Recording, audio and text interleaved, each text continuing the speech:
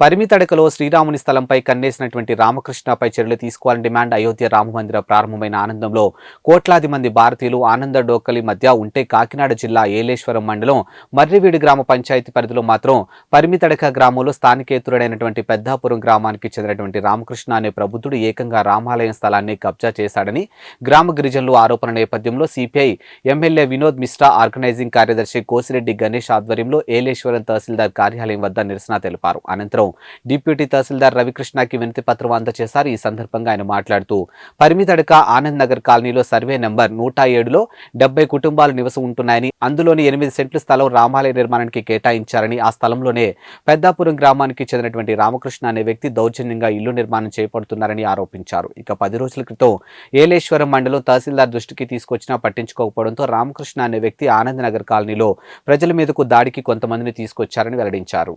Kosireddy Ganeswararao CPML organizing committee కార్యదర్శిని.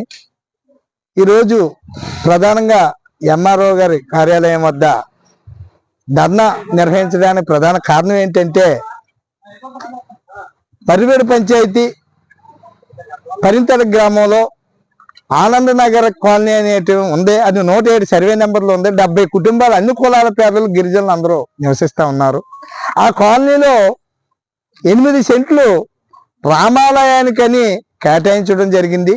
ఆ రామాలయ స్థలంలో ఒక వలస వచ్చినటువంటి రామకృష్ణ అనే పెద్దాపురం గ్రామానికి చెందిన వ్యక్తి వచ్చి, నేను గుడి కట్టిస్తాను, నేను 10 లక్షల రూపాయలు గ్రాంట్ చేస్తున్నాను, ఇవన్నీ అక్కడ ప్రజలను నమ్మించి వాళ్ళ దగ్గర కొంత సందాలు కూడా వసూలు చేసినట్లు తెలిసింది.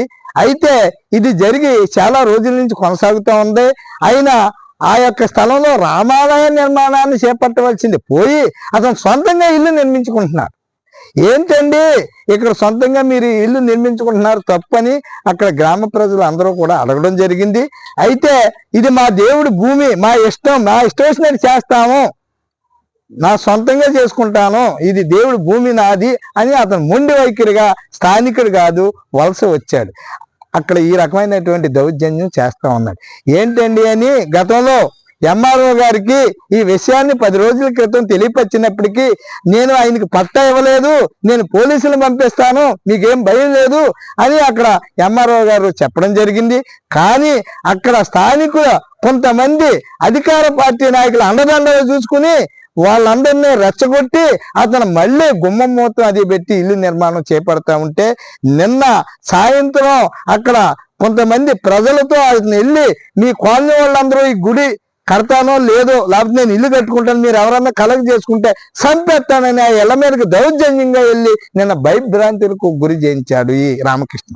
ఏంటండి ఇది మత కళాలు సృష్టించినాక రాముడికి కేటాయించిన స్థలంలో రామాలయం కట్టాలి, అంతేగాని స్వార్థ ప్రయోజనాల కోసం ఇల్లు కట్టిస్తే, ఒకవేళ ఎంఆర్ఓ గారు పట్టా ఇచ్చారా అని అడిగితే ఎంఆర్ఓ గారు పట్టాలేదు, అతను స్థానికుడు కాదు, ఇతర ప్రాంతాల నుంచి వచ్చి అక్కడ ఆ యొక్క గిరిజనుల ఐక్యతగా జీవిస్తున్నటువంటి శాంతియుత వాతావరణంలో వచ్చి అక్కడ మత కలహాలు సృష్టించి అక్కడ ఈ యొక్క యేసుక్రీస్తు చర్చిలో ఉన్నటువంటి వాళ్ళందరికీ కూడా నోటీసులు ఇప్పించడం ఇవన్నీ కూడా చేస్తా ఉన్నారట. అంటే ఈ ప్రాంతంలో ఎప్పటి వరకు కూడా హిందూ, క్రిస్టియన్, ముస్లిం అందరూ సమానత్వంగా జీవిస్తా ఉన్నారు.